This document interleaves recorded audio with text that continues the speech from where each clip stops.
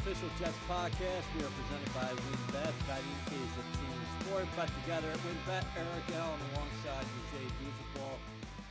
A lot of people are listening right now, but for those of you watching, we are celebrating Halloween. What do you think about the pumpkins up here? Look at this set, man. We got, spider web, spiders, some nice pumpkins. It's a nice little set we got, up here on stage right now. Great job by Katie in the back. No question. Getting everything ready here inside the BetMGM studio. Okay, Deuce, what was your favorite Halloween costume as a kid?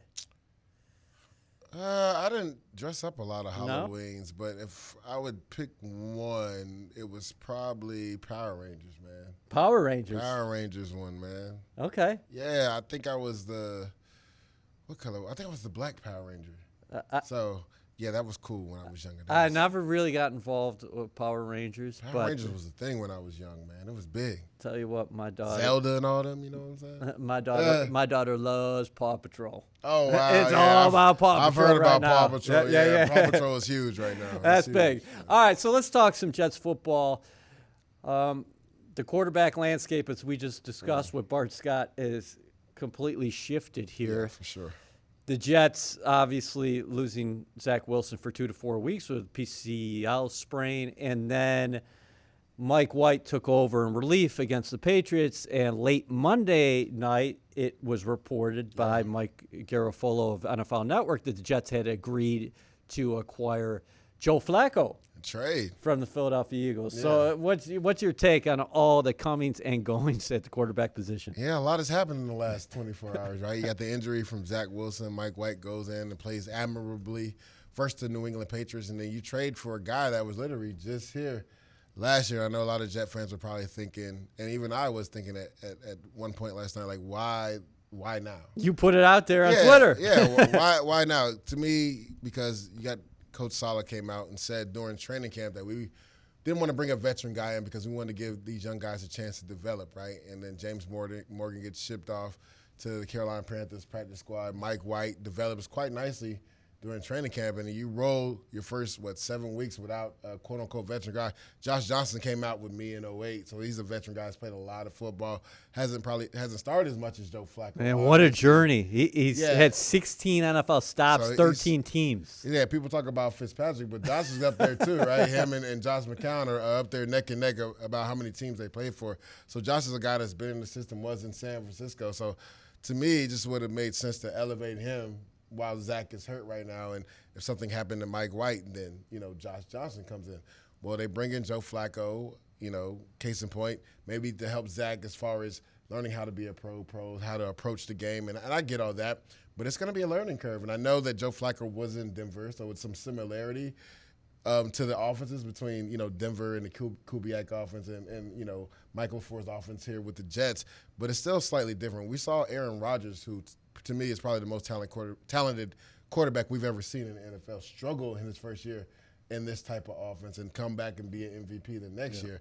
So, yes, Zach can learn about how to be a pro and how to approach the game from Joe Flacco, but it's going to be a learning curve for Joe Flacco as well because he has to learn the nuances of his offense. And does he start this week or does Mike White start this week? And I thought Mike White did a really good job of playing within the offense and taking what the defense gave him from New England, getting the ball out of his hands, finding his backs out of the backfield. So I would roll with Mike White this week, and if you feel like Joe Flacco is caught up on the playbook, then maybe roll him out on the Thursday night game. So we're taping Tuesday morning, so let's put that out there right now. Yeah. And the Jets, to a man, they talked up Mike White on Monday because he came in that relief appearance, like you said. You liked a lot what you saw. I loved what he did. Moved the football 20-32 overall with the one touchdown coming on his first pass attempt in the National Football League. That was something else. So it's funny, right? Because you see Patrick Mahomes on speed sweeps, toss the ball, and he gets a touchdown for that. But on the reverse play to Elijah Moore, he doesn't get the touchdown for that. Or essentially, he would have 2 touchdowns. But I really like what Mike White did as far as the touchdown pass to Corey Davis in the red zone after getting stopped with the run twice there. Throwing it where only Corey Davis can catch the ball, that's big time. And that was his first throw in an NFL game. So imagine that being your first throw and you put it on the money where the DB's back is turned to you and Corey Davis can make a play on it. And then finding Corey Davis later on in the game on some throws where as soon as his back foot hit, he let the ball go. Now, the only time he had trouble is when he was late with the ball. And me and you discussed this last week. You can't be late in this offense with the ball, especially on out routes. Like the one to Elijah Moore, and it seems like every time Elijah Moore runs a deep out, ends up being intercepted, especially with J.C. Jackson out there. And we say that on second and third and long, just stay away from the guy. And credit to Mike, White. He didn't know he was going to play this game, so he probably didn't get a lot of, reps as far as the offense. No first-team reps. No first-team reps at all. So as far as you're just, going through your reads and playing ball. He didn't get that extra nuance of, well, J.C. Jackson's out there. This is the one guy that can hurt me, especially with a banged-up secondary. They kept losing guys. They lost Devin McCourty. Jonathan Jones was put on IR. That's the one guy that can hurt you, and he hurt the Jets again. If you're late with an out route, J.C. Jackson's going to undercut it and pick it off. And then the interception to when he was throwing to Ryan Griffin down the middle, he was a little high and late with that ball. Ryan Griffin was open. So besides those two throws, that was a hell of a pick by Duggar. Yeah, it was. I thought that hit the ground. So did I. Good Lord. But the thing is, in the NFL, as a quarterback, you could have a perfect game, but if you have two bad throws, then it looks like you didn't play well because you had two interceptions. But I thought he did a really good job getting the ball in his hands, finding Keelan Cole, finding Jamison Crowder. And then what we talked about the week before, when New England decides to play you in zone coverage or not, man, finding your backside of the backfield. Michael Carter, I believe, went over 100 scrimmage yards for the first time this season. Did a really good job finding him out of the backfield, finding Ty Johnson out of the backfield, getting 8, 9, 10 yards, staying within the offense. That gets you in second and manageable, right? Third and manageable. That's where you want to live in this offense. And I believe Mike White did an excellent job of doing those things. So what do you make of that? Because Zach Wilson, I think his average time before he actually threw a pass in New England was right around his average this season, which is over 3 seconds. Yeah. But Mike White was getting rid of the football under 2.5 seconds, 2.4. Yeah, and that's what this offense is predicated off, getting the ball out of your hands, knowing where to go with the football, and being accurate with the football. And that's what Mike White did. He didn't try to do too much. He wasn't trying to be Superman. He was taking what the defense gave him, living within the Mike LaFleur offense, and getting the ball out of his hands and getting it to the playmaker. Sometimes it's your job as a quarterback is just to get it into the playmaker's hands and let them make plays for you. You don't always have to throw the ball down the field. You always got to have the sexy throw. And even, I know I'd be remiss not to mention this, even on the play where Zach got hurt, yes, he got the PI call when he was trying to throw to Keelan Cole, but he had Ty Johnson right there open in the flat for like an 8 to 10 yard completion. If he throws that, he doesn't get hit. But that's a young quarterback. He's going to bounce back. Thank God this injury is only for 2 to 4 weeks. And now he'll be able to sit back, watch Joe Flacco, watch Mike White, and see the offense potentially, move up and down the field smoothly and see some things that he maybe can tweak in this game that will help in his development going down at the rest of the season. All right, can we talk about Wilson a little bit? Both of those hits. Lawrence Guy went very late. That was very low, I should say, by late. the sideline. And he hit his left knee. Then Judon comes. To me, that was a borderline one, too. Yeah. What do you think? Take me through both of those hits because there's a couple points here. One is, from an officiating perspective, how do you have to rule that? And then the other point here is Zach Wilson, you don't want him taking these big hits. Yeah, so we'll go into the officiating and then we'll go into Zach Wilson. Well, from the officiating standpoint, by the rule, there's no low hit rule once you get out of the pocket. So Zach Wilson was out of the pocket. I mean, it was 50. We've seen, refs throw the ball when quarterbacks have been hit borderline outside the pocket near the sideline. So I thought, to me, that was a borderline. Should have been. It was the way he hit him and kind of twisted his knee. To me, that should have been a personal foul. The Judon one, he didn't really land on him. He hit him and kind of fell off him. It was just a freak, accident. Okay. I think Zach Wilson's knee and the force hitting the hard turf, which is another reason why I hate playing on turf, that kind of hurt him with the PCL. It wasn't his knee was stuck and he hit him, and then it was an ACL. It was I think it was the force of him hitting the ground with Judon's weight kind of was the injury. To me, that's a good no call. Completely clean play, right? Yeah. To me, that's a no call. But you could definitely get the 15 for the guy hit. Oh, the guy hit. That to me, that should have been a flag because of the way he hit him and then turned with his knee. To me, that's a flag. But to your point, right, Zach Wilson, you get out of the pocket. There's nobody there. Throw it away and just get out of bounds. Don't take those unnecessary hits. And on the play where he had the PI and he got hurt, if he throws that to Ty Johnson, he doesn't even get hit there because Ty Johnson's open in the flat for 8 to 10 yards. The corner was in cover too, but he was playing deep to short. So he was literally 8 yards away from Ty Johnson. If you just get the ball to him, and I believe that was a 1st and 10. If you get the ball to him right there, then you're looking at 2nd and 8 or even 1st and 10 again. So it's just about not taking unnecessary hits because you're trying to make plays down the field. And the play with Lawrence Guy hit him, he was still looking down the field, but there was nothing there. Just throw it away and live to play another down. Right. Talk about the decision. You're saying that Ty Johnson's open underneath. You could get 5 yards. He might take it for 10 yards. Yeah. We saw that on the shovel pass Exactly, where yeah. he throws a 4-yard pass and Ty takes it and converts a key To a key point third on down. that, it was crazy. He was open for like 3 seconds earlier before that, and if he would have just got rid of the ball earlier, he wouldn't have had to probably shake the defender. Is hard to get away from him, but Ty Johnson did a really good job catching the shovel pass, breaking the first tackle, and getting the first down. But I know on 3rd and 10, going to check down isn't sexy, but you have to trust your playmakers in the open field that they can make plays one-on-one. And we talked to Ty last week. He's a sub 4.4 guy, Exactly. and he has the ability to make people miss in the open field. Yeah, so exactly. Get him the ball earlier in that play.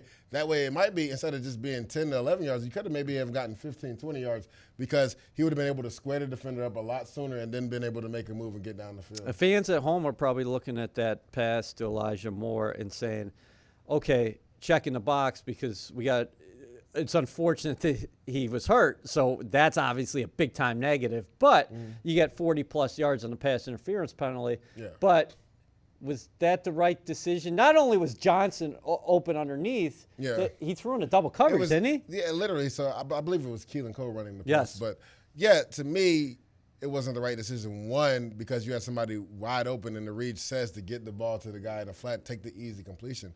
Two, there was a safety sitting over the top that should have picked that off. Like, it's a good thing that Duggar did, pass interference, Cole, or you're talking about potentially not only getting hurt, but then throwing an interception. So that's insult to injury. Yes. So, you have to take the easy throw. You don't always have to throw it down the field. And I know it's something that we've kind of harped on with this young quarterback and him, wanting to be great all the time and throw the ball down the field. But layups win you the game. Singles win you the game in baseball. Easy passes, or in basketball, they talk about the hockey assist, right? The pass before the assist. Those get you wins, too. So just take the easy throws. And, again, it sucks that Zach Wilson is hurt, but this could actually be a benefit. You're stealing my thunder. That's what I just wanted to ask. Yeah, this could be a benefit to him because now he gets to sit back and watch. He saw Sunday, and he gets to go in the film room and see how Mike White was able to move the ball effectively in his offense. And now he gets another quarterback that has Super Bowl experience, has won a ring, played at the highest of heights, has a long career in this game, was drafted in 2008, has played a lot of football. You get to see how he approaches the game. And Joe Flacco, like Zach Wilson, has a big arm as well, too. But he knows how to live within the offense, throw the easy throws. And then when it's time to make a throw down the field, he does that. WynnBET is now live in New Jersey, and they're bringing the excitement of Wynn Las Vegas to online sports betting. Get in on all your favorite teams, players, and sports, from boosted parlays to live in-game odds on every major sport. They have what you need to win. Sign up today to receive a special offer, risk-free $500 sports bet. Download the WynnBET app now or visit WYNNBet.com to start winning. WynnBET, an official sportsbook and gaming partner of the New York Jets. Offer subject to change. Terms and conditions at WynnBET.com. Must be 21 or older and present in New Jersey. If you or someone you know has a gambling problem, call 1-800-270-7117. The Jets still have 0 points in the first quarter. But I'll tell you what, that second drive, they moved the ball. Oh, yeah. And Zach Wilson didn't convert on 3 third downs. I thought Ryan Griffin was big time. Yeah. But the thing is, that's what we know he can do that, right? Yeah. It was an off-platform throw. Like, he escapes to the left and throws it on the dart to, Ryan Griffin working back to the sideline. We know he can do that. It's the easy throws where we want to see him develop. Yeah, so you miss a field goal. Yeah. Otherwise, they get points in the first quarter. Yeah, and the other thing is you talk about complementary football. Yeah. The problem is the Jets had the ball twice in the first quarter. They moved into scoring territory. You can't have a 3-and-out on the first possession. We know that. Everybody knows that. That second possession, you moved the ball quite well. The problem is the absence of complementary football because, man, you get down in a hole because the Patriots are scoring.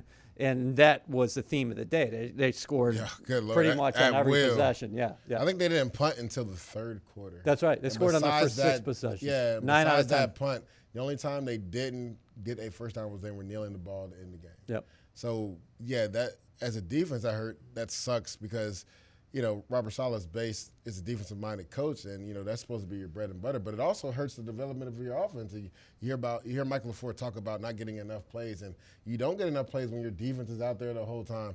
Granted, you can't go 3 and out. And on that play, I know he's talked about it, but there was a slot corner that blitzed late. And, yes, maybe he was part of the count in the protection or not. Either way, Jamison Crowder was wide open, and that was perfect play design by Mike LaFleur as far as the quote-unquote. It wasn't a pick play, but it was kind of like a rub right. So because Jamison Crowder sells the inside and then goes out, Corey Davis, kind of takes the corner and safety with him by going straight up the field. And to me, that's where the ball's supposed to go either way. It's kind of like the play Elijah Moore had versus the New England Patriots in Week 2 when he was wide open on the wheel route. It was a similar play. Yes. And Jamison Crowder was wide open. So, yeah, you could say the offensive line missed the ID, but Zach's got to find him. That's an explosive play. And then you're not 3 and out right there. But that's, again, development from your young quarterback. But the defense, man, I did not see that happening, especially after a week off. Everybody was talking how They're so banged up at linebacker. What do you do now? You're crossing your fingers. Again, we're taping Tuesday morning that C.J. Mosley's back in the lineup. And Jared Davis, hopefully. And Jared Davis, who's yet to play it down this year. What do you do if both of them are, again, out of the lineup? Because he's so banged up. Quincy Williams is in concussion protocol. Blake Cashman went down with a groin injury. He's getting an MRI. And Jamie and Sherwood, a young linebacker who they love here, out for the year. Yeah, so the thing is, somebody's definitely probably coming in to one Jets drive today. Oh, yeah, it's a big workout day out there. We probably can look outside right now, report on who's there. It's a big workout day, especially for the linebacker position. Me and you have been fans of Delshon Phillips, and I felt like every time he's been thrust into action, he's actually made a lot of competent plays. I mean, he's been in tough situations. In Week 1, he thought he was only playing special teams and had to go out there and leads the team in tackles. Yep. This week is thrust into action when he doesn't think he's going to play. Becomes a Mike linebacker. Exactly, and he's been playing on the outside. So I felt like for the situation he's been thrust into, he's actually played well. So I could see him maybe playing this week at either the Sam or the Will, depending on if C.J. Mosley is back. C.J. Mosley isn't back. I don't know what the Jets do. Honestly, do you maybe move one of your safeties to Mike Backer? I mean, we've seen John Johnson do it, for the Cleveland Browns, but mostly in passing downs. Mm-hmm. This is a team that's going to pass the ball, but they do like to establish the run with Joe Mixon. So the question is, Nasruddin, like how healthy is he? I know he was banged up a little bit too. Right. So like what do you do at linebacker? Do you have somebody that comes off the street and ends up starting, Week 1? Do you bring in a veteran that's maybe at home that maybe has played in the system and knows the system? And I know that they were asking if Reuben Foster was maybe a guy that they potentially would bring in because he's played in the system, but supposedly medically he's maybe not right yet right away. So I mean, there's so many questions to be answered. But there are no questions about C.J. Mosley. Yeah. You want to know how valuable C.J. Mosley is? Just look at the film on Sunday. Turn the tape on. Okay, Cincinnati Bengals coming to town. Are you surprised by their success so far this season? Yes, we knew Joey Burrow was a special talent. Mm-hmm. And we thought Jamar Chase would be good. Well, I mean, a lot of people were ready to put him on the scrap pile because of how he was playing in preseason. It dropped a couple balls in the summer. But it wasn't even just preseason. It was in practice they were talking about it. And they were saying he was not explosive. Yeah. Yeah. He said, watch my game film. All right. Y'all must have forgot because I took the year off, but I'm going to remind you. Over 750 yards just in 7 games, over 200 yards last week versus a Baltimore Ravens team that had been playing really well besides the Indianapolis Colts game. And I believe that the secondary and the injuries to Marcus Peters kind of crept up on them last week, right?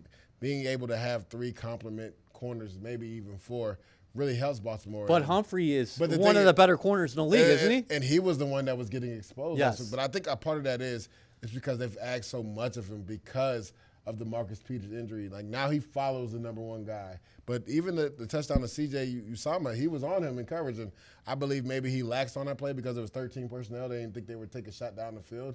And he kind of got out of position.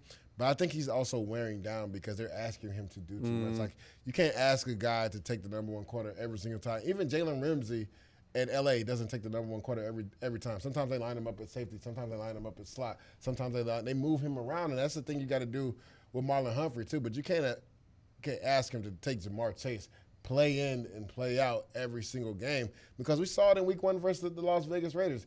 He was so tired and beat up that game. When he got picked out on that Zay Jones crossing route, Derek Carr was able to just back up and throw the ball up. He kind of just stopped running because he was like, I'm done. Like, he's playing with guys that, they haven't really gotten continuity, so the communication is different with the back end. Anthony Averett at times has been exposed at corner out there.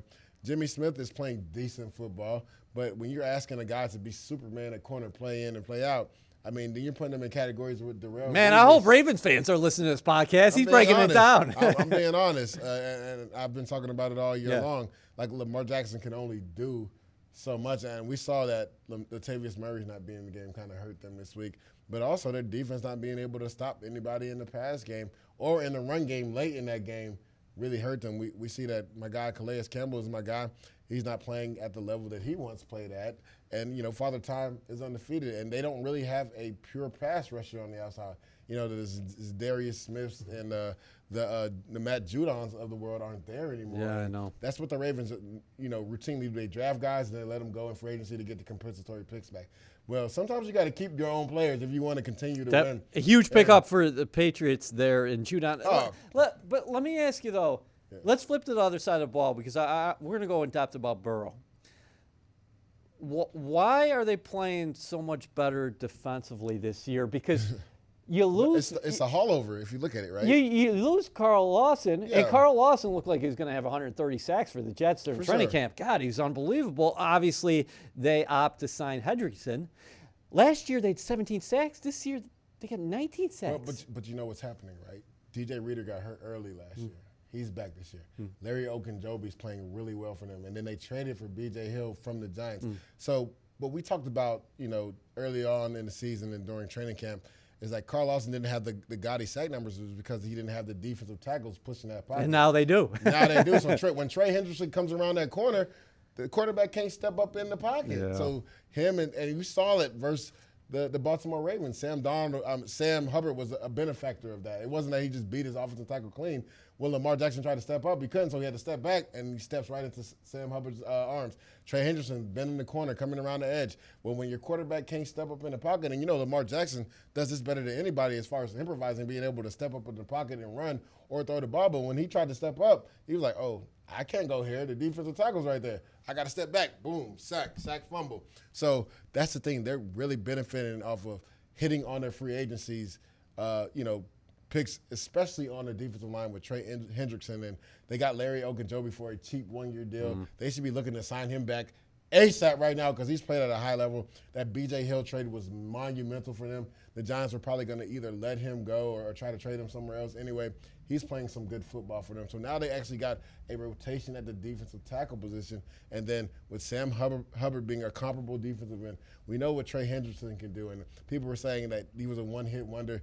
He had been beat up his first couple of years in the NFL. So last year was kind of like his first healthy year. And we've seen it. He's picking up right where he left off, 6.5 sacks in 7 games. This guy is coming off the edge with some gusto. And there's rumors that he wanted to come here, but the Jets didn't want to sign him. So he's going to be geeked up for this game. Look at Dews dropping some knowledge there. WynnBET is now live in New Jersey, and they're bringing the excitement of Wynn Las Vegas to online sports betting. Get in on all your favorite teams, players, and sports, from boosted parlays to live in-game odds on every major sport. They have what you need to win. Sign up today to receive a special offer, risk-free $1,000 sports bet. Download the WynnBET app now or visit wynnbet.com to start winning. WynnBET, an official sportsbook and gaming partner of the New York Jets. Offer subject to change. Terms and conditions at wynnbet.com. Must be 21 or older and present in New Jersey. If you or someone you know has a gambling problem, call 1-800-270-7117. Okay, Mike White, he's going to make his first NFL start Sunday against the Bengals. You just broke down what they're doing up front. Yeah. What is he going to see from their back end? Because you really like these safeties. Yeah, and I'm glad you brought that up because Jesse Bates is probably the best safety that a lot of people haven't heard about because Cincinnati is in a huge NFL town. They don't have a crazy rabid fan base, but he's been one of the best safeties in the league the last 2 or 3 years. I believe he was on top 100 last year, and he kind of is on that trajectory of Justin Simmons. Justin Simmons for a long time was a good safety in Denver that nobody really heard of. He's finally getting the respect and due that he deserves. And Jesse Bates is similar to him as far as a ball-hawking safety that can play in the box, that has really good coverage skills and can also play in the post. Von Bell is more of their punisher. They're in the box safety. He's going to come up and hit you, and they're one of the best safety tandems in the NFL this year. They got Eli Apple on the outside, who's played some real football, and Awuzie has been kind of picked on a little bit, but he's also made some plays at the other cornerback position. So this is a team. And then Logan Wilson, to me, is one of the most athletic linebackers. A guy they got from Wyoming 2 years ago, didn't start last year, is starting this year. He has become a guy on that defense as far as run fits and being able to cover. He's very athletic. So Mike White is going to see a team that's very, very, very vanilla, right? They bake everything on their defensive line coming. Now, they will blitz you on third down every once in a while and go man coverage, but they're going to play off-zone coverage, and they're going to play cover 4, cover 2, and they're going to bank that their D-line can get there, and they're going to make you drive the ball down the field. They don't like giving up big explosive plays. Now, they gave a couple up to the Baltimore Ravens, a couple crossing plays. So that's something I know Michael LaFleur is going to look at, especially off of some play action and bootlegs. Okay. They caught, Andrews coming across the field on some crossers. Rashad Bateman had 2 or 3 catches across the field for about 20 yards each. And then they got the one big play down the field to Hollywood Brown. That's something they routinely didn't give up. Awuzie had bad eyes, was looking in the backfield. And then, with Hollywood Brown and that type of speed, you can't do that because he's going to run right past you. Mike White doesn't have the arm strength of Zach Wilson. That doesn't mean he can't be successful in the National Football League. With that being said, against this week's opponent, the Bengals, does that mean when you're thrown down the field and you are a guy who has the physical skill set like a Mike White, you got to throw with more anticipation, right? Well, it's that, but also this team doesn't give up big explosive plays. So what you got to do is kind of like what he did versus New England, right? Take the underneath stuff. Matriculate the ball down the field. Take what the defense is giving you because they're by the way, that's a good thing because it's keeping your defense off the field. Exactly. They're going to be and they're playing a really good offense this week, so that helps your defense when you keep them off the field. But this is a defense that plays soft zone coverage. You got to take what they're giving you: 5-yard hitches, quick out routes, shallow crosses. Take what they're giving you because they're not going to let you throw the ball over the head, and they're probably even more so going to stack the box this week because Mike White potentially is going to be starting that quarterback. Yep. So when you have those one-on-one opportunities on the outside, you have to win. And for most of the day, besides those 2 throws, Mike White did a really good job in doing that. And you like LaFleur's game plan against the Patriots. There's a lot of good plays out there, right? Including Elijah Moore's touchdown. You've been bagging the Jets to find different ways of getting more of the ball. that was a very creative call down there in the red zone. Yeah, a nice little reverse. The thing is, he should be getting a handoff or a reverse or a speed sweep at least 2 to 3 times a game because that's the type of athlete he is. You see it even on the quick, turnaround catch on an RPO where he made, the corner miss and goes for 13 yards. Get this guy the ball in space. Like, to me, running him on deep out routes is not it. You're not going to get him the ball that way. Quick speedos, quick outs, or shallow crosses. Get him in some bunch formations. Get him the ball. Get him some end arounds. Line him up in the backfield sometimes and throw him the ball. He's quick and fast. He's not just a 4-4 so guy. Short area quickness. You saw it, like I said, on that quick catch and run for 13 yards. And then you saw it on the end around, like him make a couple people miss and take it in for a touchdown. So this guy has explosive ability. You just got to get him the ball in space. Corey Davis now has 4 touchdowns on the year, so that's definitely a big-time positive for the green and white in terms of the pass game. I'll tell you what, Denzel, you mentioned Mims before. He had a hell of an effort on that one jump ball. I thought he was coming down with it, but that's what he brings to the team, right? A guy that's 6'2", 215 pounds, that has jump ability, can go up and get the ball. So that wasn't a good throw by any means, but you give him an opportunity to go up and catch a ball in double coverage, he can bail you out of some of those issues. And you have to account for that once you start making those plays. 100%. So if you put a guy like him in this weekend and Mike White throws 1 or 2 passes up to him, if he catches one of them, the defense has to respect that from now on. You know what that does? That opens up the offense. That opens up the underneath routes. That opens up the run game because now when the safeties is back there, it's like, well, I got to stay back here because this guy can, blow the top off the defense, and he has, a high catch, a long catch radius, so he can go up and get the ball. And then also in the red zone, why not throw a fade route to him?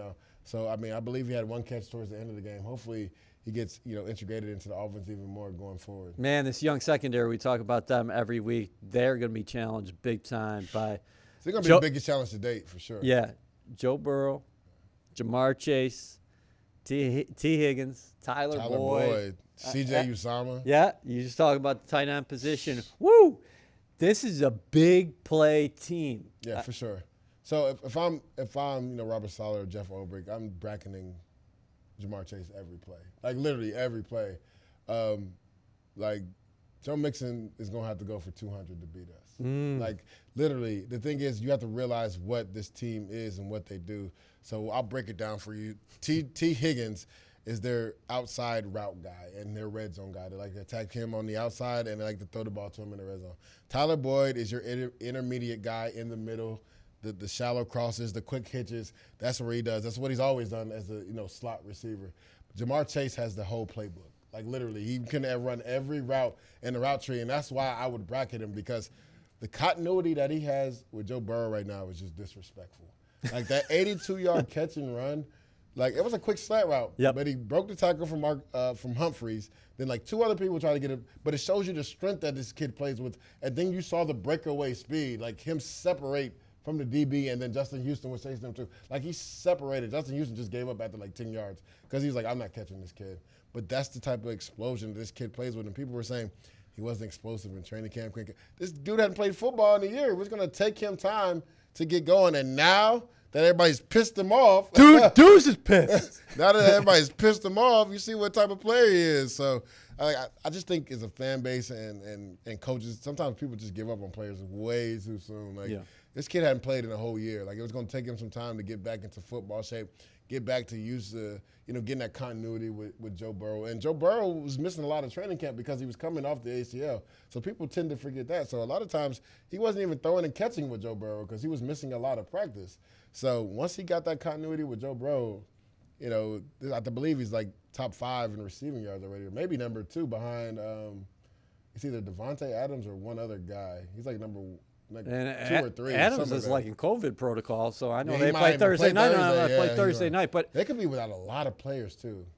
And that's a big game. That's a huge game. You talk about the ramifications of potentially being the number 1 seed, and only the number 1 seed gets a bye now. So you're talking about Aaron Rodgers not being with Jair Alexander, not being out with Darius Smith, being without his best pass catcher in Devontae Adams, Eric Bakhtiari at left tackle. Like, who's playing for the Green Bay Packers this week? I don't know. know. I don't feel sorry for them because look at all the injuries the Jets have too. Yeah, but we'll certainly be watching. That LSU national championship team from a couple years ago. Ridiculous. Unbelievable. They have to go down as one of the greatest, if not the greatest, college team ever. So the quarterback of that team, of course, was Burrow, and Jamar Chase was on that team. Justin Jefferson took the NFL by storm last year. Clyde Edwards-Helaire in the backfield. It's just ridiculous. Yeah. Now, what do you like most about Burrow? He is a gunslinger, man. He is a gunslinger. And he's got 8 picks this year, too. Yes, he does. He does. So he gives the defense an opportunity to make some plays out there. But he's a kid who is ultra confident, carries himself with a lot of swag, man. I guess he's a big Avengers. See the comb over he always be doing like this? I just love his swag. He's a big Avengers fan, by the way. Did you hear that? Oh, I didn't know that. Yeah. So am I. I just love his swag. I mean, you saw it in the national championship. He had a cigar and had his leg crossed up. I'm going number 1. I'm just that guy. This is what I do.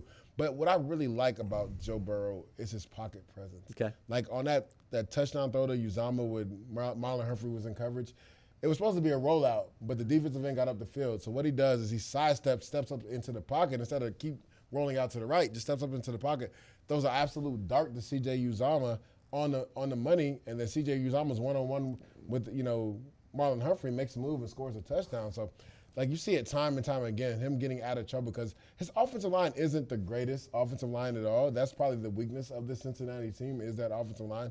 But he gets the ball out of his hands so quick, and they have a good running game with Joe Mixon that it kind of gets washed up under the rug, right? It really hasn't come back to bite them yet. That the offensive line isn't really, I don't want to say they're not credible, but they're just not as good as the pieces they have at the skill position, position. So very average up front, but everywhere else very good. Very good. So and you can have an average O-line if you have, great playmakers on the outside. And Joe Burrow does a really good job spreading the ball around. And again, I just like his pocket presence, and he has enough athletic ability to get away from trouble. And after the injury last year, he doesn't tuck the ball and run as much, but he climbs up into the pocket, moves around, escapes to the right or left to be able to throw the ball down the field. We were just talking about it. You can watch this Jets game there with Robert Saleh, 11:30 a.m. CBS. The Bengals really struggled as far as record-wise. Burrow's rookie year. Mm-hmm. Can you take anything from that if you are a Jets fan, just looking at them and saying, okay, well, they started, I think, 2-10-1, and they finished with, 4 wins last year or so. Yeah. And now this year they're considered definitely a playoff caliber team. I mean, I see what you're doing. You're trying to. Am I reaching, dudes? I'm just saying. I mean, every team is different, right? Yep. I mean, they also have Joe Burrow. That's right. And to me, you saw something special in Burrow early on. Yes. You know what? And this is a funny story, and I'm glad you brought this up. You know when Joe Burrow became Joe Burrow? In 2000, I want to say it was 18. They played in the they played in the Fiesta Bowl versus UCF. You know, I went to UCF. Yes, we do. And I don't know if you guys remember that iconic play of him throwing a pick six like early in that game, but he got like depleted, and then he came back and he was the Joe Burrow that's Joe Burrow because literally the UCF defense was mangling him throughout that first quarter. Yeah. But after that pick six, this dude did not miss, and this is when like I think Justin Jefferson and Jamar Chase, they were all like I don't even know. I think Justin Jefferson was a freshman. I don't even know if Jamar Chase was there yet. Okay. So, like, he was throwing to young guys, but he was on point with the ball, like pinpoint accurate. And this is when Devin White was there. So Devin White and Joe Burrow were single-handedly they were the single reasons why LSU beat UCF in that game. Like, if Devin White would have opted out of the bowl game like everybody else on the defense did, then UCF probably would have won by 50. But because of Devin White and then Joe Burrow getting knocked out, I don't know how he passed concussion protocol that quick, but the Joe Burrow that we saw the following year to take LSU to national, that was the Joe Burrow I saw in that second half of that game. Like, when I tell you he did not, I don't think he did one incomplete pass. Like, he was just on the money and then did a good job using his legs to buy time to run around. So I kid with people all the time. I'm like, UCF made Joe Burrow. Of course, it comes back to Lachey there. Hey, so UCF made Joe Burrow. He'll tell you the same thing. UCF made Joe Burrow, man. Totally different players. I'm not comparing them, but can Wilson on Sunday when he's watching a Burrow operate take some pointers as far Of course. where if there was one or two things that you would want to emulate in terms of, hey, this is what Burrow does really well, what would you say? Well, and he does. I know he does a lot. He does a lot of stuff. Well. We'll go to some negatives first. Sometimes not trying to force stuff down the field because sometimes Zach does that too. And we talk about the 8 picks that Joe Burrow has. He gets in trouble, and he got in trouble in the red zone versus the Baltimore Ravens Sunday, trying to force a pass to Jamar Chase that ended up getting picked off.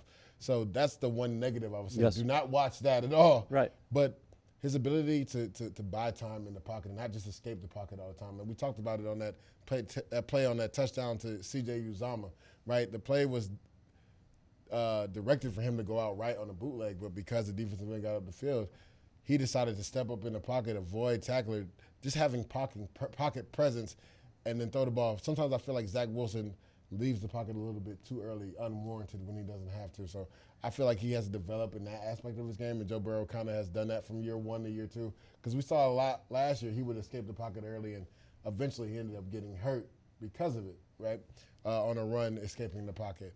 And then just knowing how to get the ball out of his hands quicker. Like, Joe Burrow does a good job.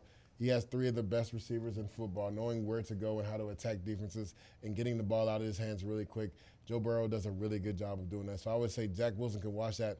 It's kind of like when, the Jets cross-practice against the Green Bay Packers. He was able to talk to Aaron Rodgers and pick up some things. Well, we brought in the Jets brought in a veteran quarterback in Flacco. So that's a guy he should be in his hip pocket, a guy that's played a lot of football in this league, guy that he can really ask questions about because he hasn't been able to go to a veteran quarterback. I mean, Josh Johnson was there, but I don't know what their relationship is like. But he hasn't had a veteran guy that he can really lean on and be like, so what did you see here, Joe, and what do you think about this? What do you think about the way the schedule shapes up? Not from a perspective, are the Jets going to win this game or can they pull off an upset? More so, you got Cincy Sunday, but your turnaround is quick. You're playing Indianapolis Thursday night. I'll tell you what, I've seen Indianapolis a couple times over the last 3 or 4 weeks. They had Baltimore dead to rights, and they outplayed the 49ers, and they came home with the win on the West Coast. Yeah, Carson Wentz is playing with confidence right now. And honestly, I'd be the first one to tell you I thought he was washed and done just because of everything that happened in Green Bay. And to me, you had some injuries, and you've had the injury bug, but, the whole thing with Jalen Hurts and him getting upset, I mean, it's just competition. This is what football's about. If you're gonna fold under that pressure, then you're not gonna make it in this league. But he's back with the coach that coached him in that 2017 year where he was the MVP front runner, and You're right. He's got a good look in his eyes right now. Yeah, he's playing with confidence. Yeah. I would say ever since that Miami win, he didn't play particularly good in that game, but versus Baltimore, he played really well in a losing effort. You know, the Houston Texans are the Houston Texans, but he played confident in that game, and then even. Versus the Colts now, in that first half, he threw about 4 or 5 passes that should have been pick sixes. But because of the inclement weather, they weren't. Yeah. So, to me, I was like, he's starting to revert back. But then in that second half, when they needed to have it, he wasn't scared to tuck the ball down on a 2nd and 15 play, get 16 yards with his legs. The game on the line, throwing a jump ball to Michael Pittman, realizing that they had just put in Drake Kirkpatrick, who was fresh off the bench where it was cold and raining. Let's test this guy out. Michael, Pittman goes up on the jump ball, catches it, breaks the tackle, gets in the end zone for a touchdown. That's a big-time throw. And a lot of the times, just understanding the situation, right? I believe they had like 4 or 5 PI calls, and that was some of the best offense the Colts had because in that raining situation, if you want to go man coverage, well, either my guy's going to come down with the ball or it's going to be a PI. And him just understanding the situation. We always talk about situational football. That was a good job of him understanding what the situation was, knowing the weather was bad, knowing that the DBs have panicked already earlier in that game. Let's continue to run those deep post routes, those go routes, and see if we can get a PI or a big catch from our receiver. I'll tell you what, it's an interesting spot in the schedule for the Colts because they get Tennessee this week, and that's they're gonna get welcomed back to reality real quick. Well, that's a huge matchup. I'm interested to see what happens with Tennessee. This time, right? Yeah, after back-to-back home wins, emotionally draining. I would when think you have Derrick Henry, it doesn't matter. You don't have to get up. All right. But that was my one concern this week. I was gonna say they just had an emotional win that came down to the wire with Buffalo. But I was like, in my head, I'm like, they're gonna run the football regardless. So it's like you can be emotional all you want, but run game will travel. The run game gonna travel, and like your offensive line don't have to really worry about pass blocking. The D line from Kansas City. Now the Colts' defensive line is a lot better. They can get after the quarterback. with Muhammad on the outside, Petty Quinn, and but they can wear down just because it's a little bit smaller defense, right? Yeah. But I'm saying that run game. Yep. But Darius Leonard has had some battles with Derrick Henry, so the Jets are going to get the Colts after a physical battle, but this is going to be a tough matchup. This is a tough 2-game skip. Yeah, for sure. The Bengals. Real quickly, when you look at the AFC, give me a top 3. You got the Bills who are 4-2 right now. You got the Bengals who are 5-2. You got Baltimore is 5-2. You got Cleveland lurking. They're dealing with some injuries right now. You got Tennessee 5. Tennessee's definitely in there. Tennessee 5-2. Your Raiders, Douzable's Raiders 5-2. Tell them I've been on them since week 1. You have LA Chargers 4-2, and then the Chiefs 3-4. They're in a group that includes the Colts. Give me a top 3 out of those. That's tough. So my top 2 for sure, I'd have to go Tennessee. And I'd have to go right now the Raiders. Honestly, the way they've been playing, I'd have to go to Raiders and Tennessee. And to me, it's probably I still like Baltimore, man. I mean, I think that was an aberration for that game. They had played so many close games. I think they needed that game because to wake them back up to realize we've dealt with a lot of injuries from 1, and 2 on defense we're just not as good as we used to be. So now I think Wayne Martindale did an amazing job versus the Chargers the week before. Not just going man blitz, going some zone blitz. And I felt like he should have did that versus Cincinnati Bengals. And I don't know if it was a pride thing, but, did you not realize that receiving core was just as good as the Chargers receiving core? You can't just go man blitzing all the time. And then in 13 personnel going man coverage, which you get because you think they're going to run the ball. But this is what Cincinnati has done. They actually beat Baltimore at their own game because that's what Baltimore does, right? Yes. They'll get in 13 personnel and they'll pass the ball with Boyle. They'll pass it with, Mark Andrews. This is what they do and play extra pass. So you got Tennessee and the Raiders, and then maybe Baltimore, but you don't have Buffalo up there. That's what I'm saying. To me, it's a tie between Buffalo because yes, we know what Buffalo's offense is, and everybody was talking about how good that defense was, but we saw them get exposed. Yes, they hadn't played anybody that had a good offense, so I knew their defense was adequate. Yeah. I was not ready to say it was good, and I've been saying it all year long. I'm like, y'all basing them getting shutouts of Miami with Tua not playing, and then also the Houston Texans with Davis Mills didn't even think he was going to play this year. So it's is that defense really that good? I don't know. And then we saw with Tennessee, Derrick Henry was able, to Tennessee's going to do that to a lot of people. Yeah, but then A.J. Brown exposed them too. So it's like.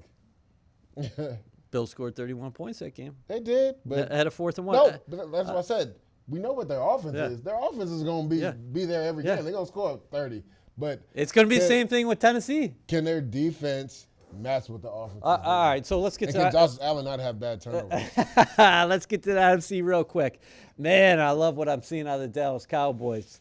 5-1. Green Bay 5-1. You got the defending champs 6-1. This is going to be hard top 3 too. And then NFC Arizona 7-0. The Rams 6-1. You yeah. got the Saints just on the periphery. They're not in that caliber, I would say. What are they, 5-2 now? They're 4-2 now. 4-2 now. A sneaky, quiet 4-2. Quiet 4-2, man. That Carolina game seemed like it was ages ago now.